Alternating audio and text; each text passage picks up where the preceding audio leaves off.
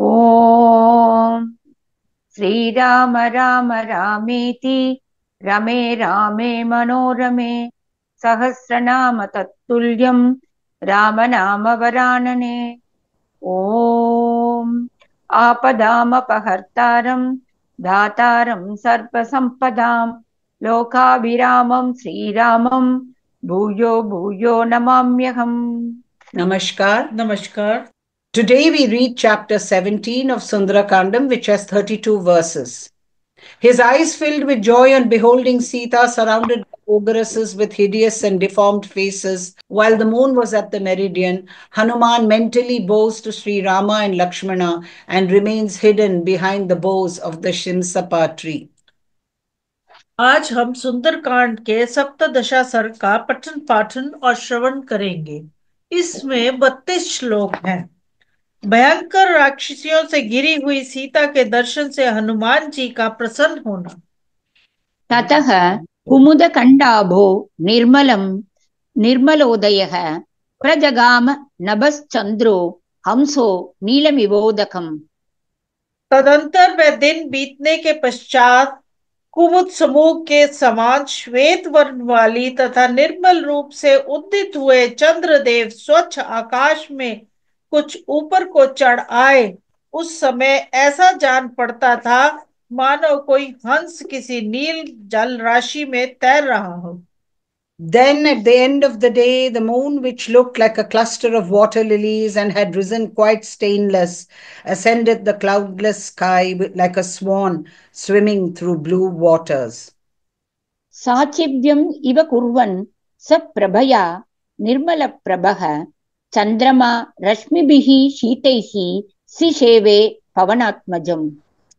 निर्मल कांति वाले चंद्रमा अपनी प्रभा से सीता जी के दर्शन आदि में पवन कुमार हनुमान जी की सहायता सी करते हुए अपनी शीतल किरणों द्वारा उनकी सेवा करने लगे। Rendering aid to him, as it were, with its light so as to enable him to see Sita clearly. The moon, possessed of bright lustre, ministered to Hanuman with its cool rays. स ददर्श ततः सीतां पूर्णचन्द्रनिभाननां शोकभारैरिव न्यस्तां भारैः नावमिवाम्बसि। उस समय उन्होंने पूर्ण चंद्रमा के समान मनोहर मुख वाली सीता को देखा, जो जल में अधिक बोझ के कारण दबी हुई नौका की भांति शोक के भारी भार से मानो झुक गई थी। He thereupon beheld Sita, whose face shone like the full moon, and who was weighted down by the pressure of grief, even as a boat sinking in water under heavy loads. दिदृक्षमाणो वैदेहीं Hanuman मारुतात्मजः स ददर्शा विदूरस्था राक्षसीः घोर दर्शनाः। वायुपुत्र हनुमान जी ने जब विदेही कुमारी सीता को देखने के लिए अपनी दृष्टि दौड़ाई, तब उन्हें उनके पास ही बैठी हुई भयानक दृष्टि वाली बहुत सी राक्षसियां दिखाई दी। While seeking openly to see Sita, princess of the Videhi territory, the said Hanuman, sprung from the lions of the wind god, beheld ogresses of terrible aspect sitting at a short distance from her. एकाक्षीम् एककर्णां च कर्णप्रावराणां तथा अकर्णां शंकुकर्णां च मस्तको श्वासनासिकाम्।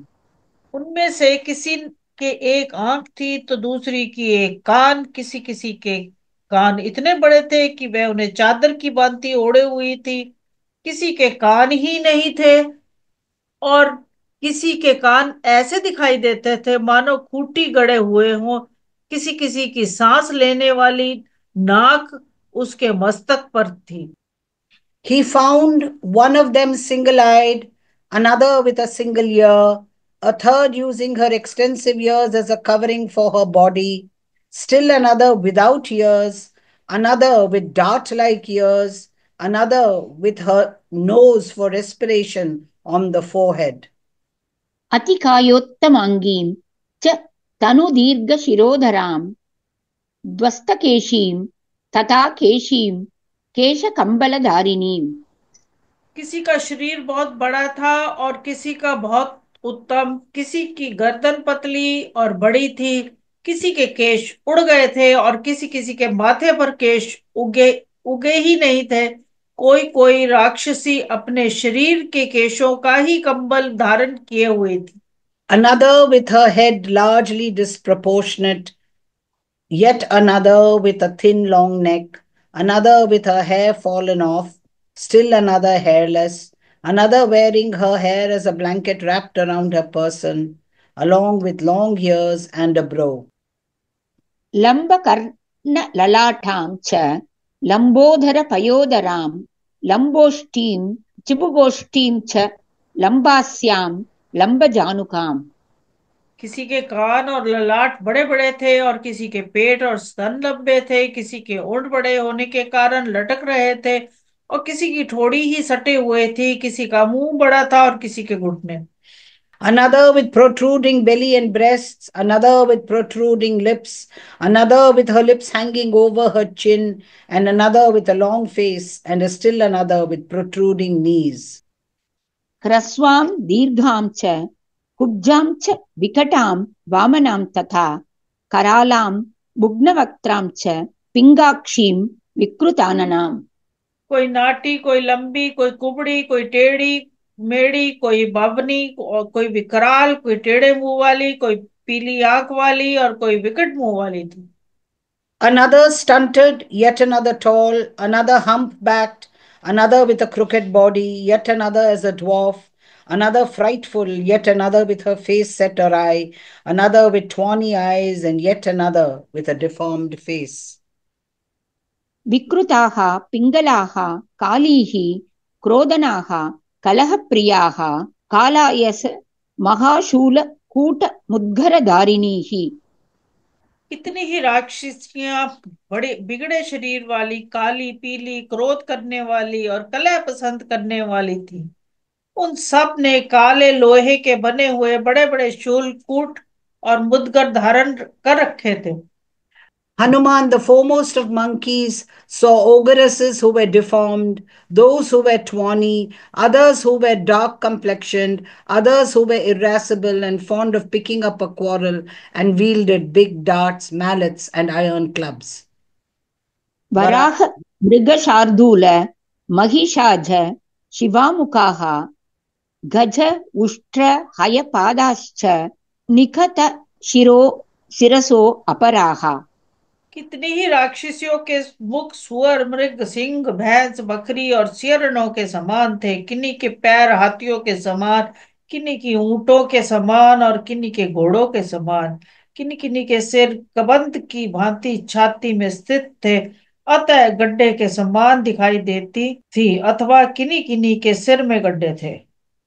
Some with heads like those of a boar, a deer, a tiger, a buffalo, goat, or a fox, some with the feet of an elephant, camel, or horse, and others with the heads sunk into their bosom like kabanda, some with single hand and others with single foot. एकहस्त एकपादाश्च करकर्ण्य अश्वकर्णिकाः गोकर्णी हस्तिकर्णीश्च हरिकर्णी तथा पराः। किन्हीं के एक हाथ थे और किन्हीं के एक पैर, किन्हीं के कान गधों के समान थे और किन्हीं के घोड़े के समान, किन्हीं किन्हीं के कान गौओं, हाथियों और सिंहों के समान दृष्टिगोचर होते थे। Some with a single hand and others with a single foot, some having ears of a donkey and others of those of horses, some having the ears of a cow and others those of an elephant, and still others those of a lion. अति नासाश्च काशिश्च तिर्यङ्नासा अनासिकाः गजसन्निभ नासाश्च ललाटोश्वास नासिकाः। किन्हीं की नासिकाएं बहुत बड़ी थी, किन्हीं की तिरछी, किन्हीं किन्हीं के नाक ही नहीं थे। कोई कोई हाथी की सूंड के समान नाक वाली थी। किन्हीं किन्हीं की नासिकाएं ललाट में ही थी, जिनसे वह सांस लिया करती थी। Some having abnormally long noses and others having crooked noses, and yet others having no noses at all, some having noses like the proboscis of an elephant, and others having their noses for respiration fixed on their foreheads. हस्तिपादा महापादा गोपादाः पादचूलिकाः अतिमात्रशिरोग्रीवा अतिमात्रकुचोदरीः। किन्हीं के पैर हाथियों के समान थे और किन्हीं की गौओं के समान। कोई बड़े बड़े पैर धारण करती थी और कितनी ही ऐसी थी जिनके पैरों में चोटी के समान केश उगे हुए थे। बहुत सी राक्षसियां बेहद लंबे सिर और गर्दन वाली थी, तो कितनी के पेट तथा स्तन बहुत बड़े बड़े थे। Some having the feet of an elephant and others those of kine, some having enormous feet and others having a tuft of hair growing on their feet, some having abnormally large heads and necks, and others having exceptionally large breasts and bellies. अतिमात्रास्य नेत्राश्च दीर्घजिह्वा आननास्तथा अजामुखी हस्तिमुखी गोमुखीः सूकरीमुखीः। किन्हीं के मुंह और नेत्र सीमा से अधिक बड़े थे, किन्हीं किन्हीं के मुख से में बड़ी बड़ी जिह्वाएं थी, और कितनी ही ऐसी राक्षसियां थी जो बकरी, हाथी, गाय, सुअर, घोड़े, ऊंट और गधों के समान मुंह धारण करती थी, इसलिए वे देखने में बड़ी भयंकर थी। Some having हाँ, unusually large mouths and हाँ, eyes, ये some having long tongues in their mouths, also हाँ। ogres of terrible aspect, having the heads of goats, elephants, cows, or boars, horses, camels, or donkeys. हयोष्ट्रख हयोष्ट्र कर वक्त्राश्च राक्षसी घोरदर्शनाः शूलमुद्गर हस्ताश्च क्रोधनाः कलहप्रियाः। कराला धूम्रकेशिन्यो राक्षसीर्विकृताननाः पिबन्ति सततं पानं सुरा मांस सदा प्रियाः। किन्हीं के हाथ में शूल थे, किन्हीं के मुदगर, कोई क्रोध स्वभाव की थी, कोई कलह में प्रेम रखती थी। धुएं जैसे केश और विकृत मुख वाली कितनी ही विकराल राक्षसियां सदा मद्यपान किया करती थी, और मदिरा और मांस उन्हें सदा प्रिय थे। Some carrying pikes and clubs in their hands, frightful ogres who were irascible and fond of picking up quarrels, had smoke colored hair and deformed faces, who constantly drank wine and were ever fond of drink and meat. मांस शोणित दिग्धांगी मांस शोणित भोजनाः ता ददर्श कपिश्रेष्ठो रोमहर्षण दर्शनाः। इतनी ही अपने अंग में रक्त और मांस का लेप लगाए रहती थी। रक्त और मांस भी उनके भोजन थे। उन्हें देखते ही रोंगटे खड़े हो जाते थे। कपिश्रेष्ठ हनुमान जी ने उन सबको देखा। Who lived on meat and blood and had their bodies smeared with meat and blood, and whose very sight made one's hair stand on ends. स्कन्दवन्तम् उपासीनाः परिवार्य वनस्पतिं तस्य अधस्ताच्च तां देवीं राजपुत्रीम् अनिन्दिताम्। And who were seated close to and round about that tree of beautiful trunk and boughs, and at the foot of that same tree he beheld the irreproachable and godlike Princess Sita. लक्ष्यामास लक्ष्मीवान् Hanuman जनकात्मजां निष्प्रभां शोकसंतप्तां मलसंकुलमूर्धजाम्। वे उत्तम शाखा वाले उस अशोक वृक्ष को चारों ओर से घेर कर उससे थोड़ी दूर पर बैठी थी, और सती साध्वी राजकुमारी सीता देवी उसी वृक्ष के नीचे उसकी जड़ से सटी हुई बैठी थी। उस समय शोभाशाली हनुमान जी ने जनक किशोरी जानकी जी को और विशेष रूप से लक्ष्य किया। उनकी कांति फीकी पड़ गई थी, वह शोक से संतप्त थी और उनके केशों में मैल जम गई थी। The graceful Hanuman found Sita, Janaka's daughter, who was shorn of luster like a meteor fallen on the earth, its merits exhausted, was sore stricken with grief, her locks thick with dirt. क्षीणपुण्यां च्युतां भूमौ तारां निपतितामिव चारित्र व्यपदेशाढ्यां भर्तृदर्शन दुर्गताम्। जैसे पुण्य क्षीण हो जाने पर कोई तारा स्वर्ग से टूटकर पृथ्वी पर गिर पड़ा हो, उसी तरह वह भी कांतिहीन दिखाई देती थी। वह आदर्श चरित्र पतिव्रत से संपन्न तथा इसके लिए सुविख्यात थी। उन्हें पति के दर्शन के लिए लाले पड़े थे। and rich in fame for her lofty character, though deprived of the sight of her lord, who, though bereft of her excellent jewels, was nonetheless adorned with the affection of a husband. भूषणैः उत्तमैर्हीनां भर्तृवात्सल्यभूषितां राक्षसाधिप समृद्धां बंधुभिश्च विना कृताम्। वह उत्तम भूषणों से रहित थी तो भी पति के वात्सल्य से विभूषित थी। पति का स्नेह ही उनके लिए श्रृंगार था। राक्षस राज रावण ने उन्हें बंदनी बना रखा था। वे स्वजनों से बिछुड़ गई थी। Nay, who having been detained by Ravana, the suzerain lord of the ogres, and as such disunited from her relations. व्यूतां Singh समृद्धां बद्धां गजवधूमिव चंद्ररेखां पयोदान्ते शारदाभ्रैः इवावृताम्। जैसे कोई हथनी अपने युद्ध से अलग हो गई हो, युद्धपति के स्नेह में बंधी हुई और उसे किसी सिंह ने रोक लिया हो। रावण की कैद में पड़ी हुई सीता भी वैसी ही दशा थी। वे वर्ष काल बीत जाने पर शरद ऋतु के श्वेत बादलों से घिरी हुई चंद्र रेखा के समान प्रतीत होती थी।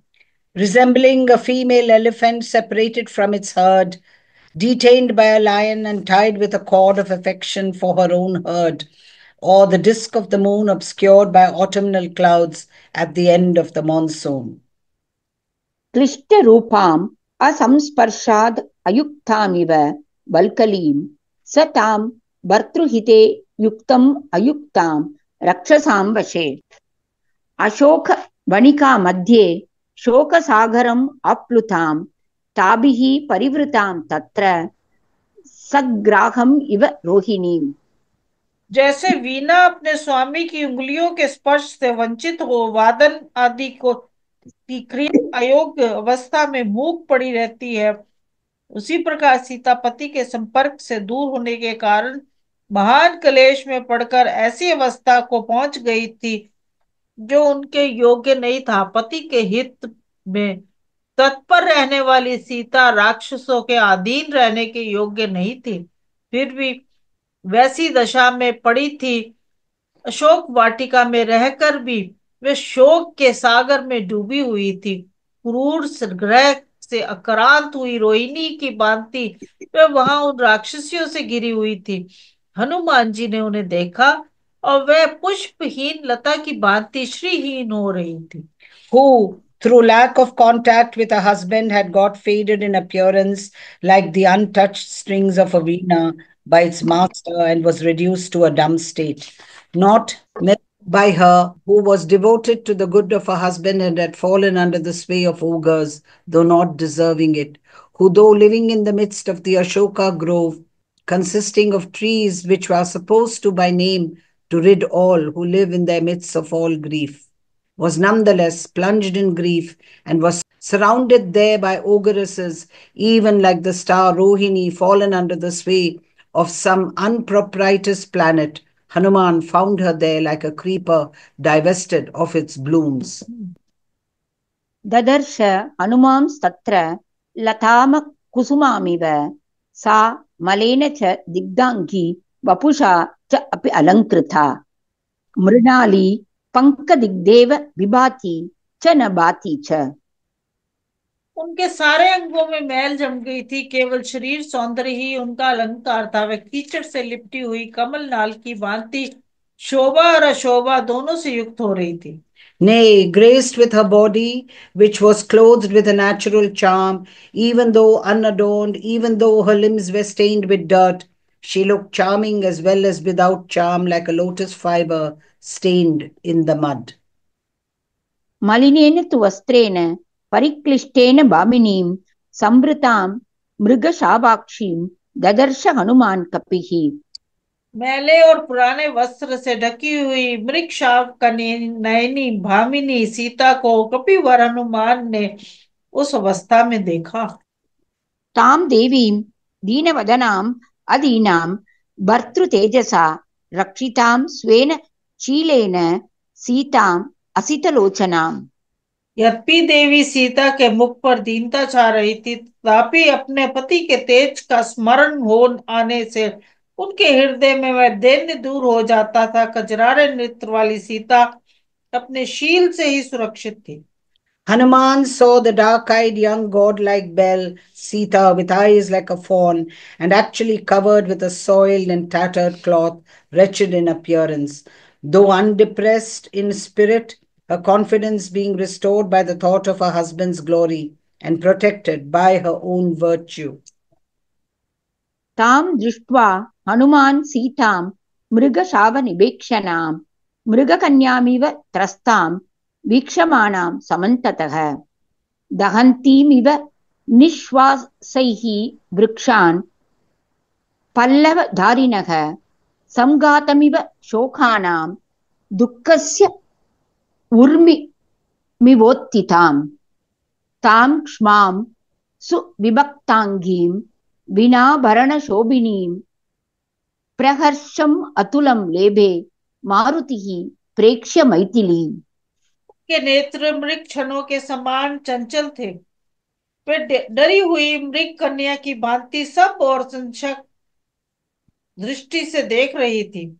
अपने उच्छ्वासों से पल्लवधारी वृक्षों का दुग्ध सी करती जान पड़ती थी। शोकों की मूर्ति में मूर्तिमती प्रतिमा सी दिखाई देती थी और दुख की उठी हुई तरंग सी प्रतीत होती थी। उनके सभी अंगों का विभाग सुंदर था। यद्यपि वह वीरा शोक से दुर्बल हो गई थी, तथापि आभूषणों के बिना ही शोभा पाती थी।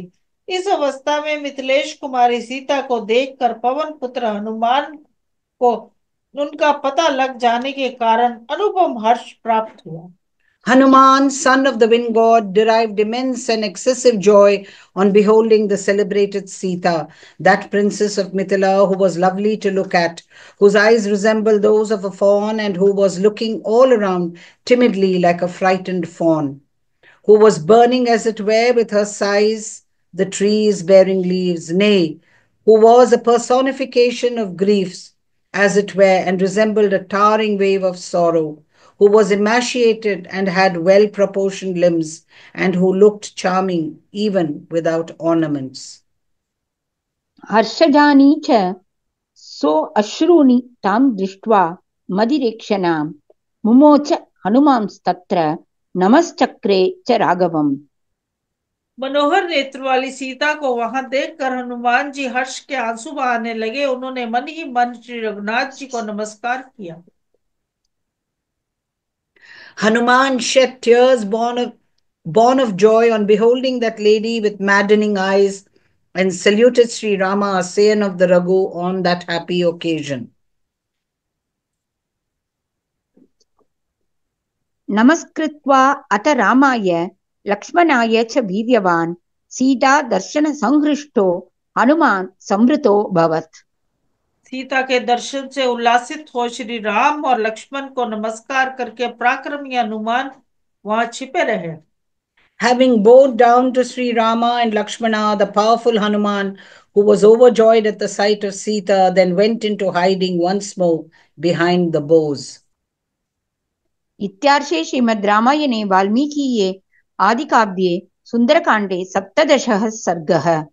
इस प्रकार श्री वाल्मीकि निर्मित रामायण आदि काव्य के सुंदर कांड में 17वां सर्ग पूरा हुआ।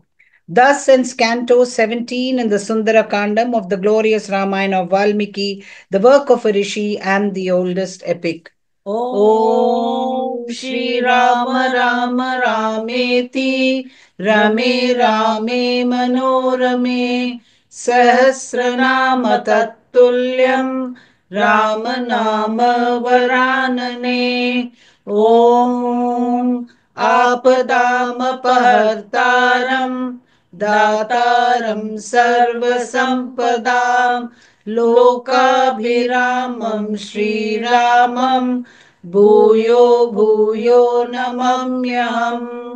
धन्यवाद। धन्यवाद।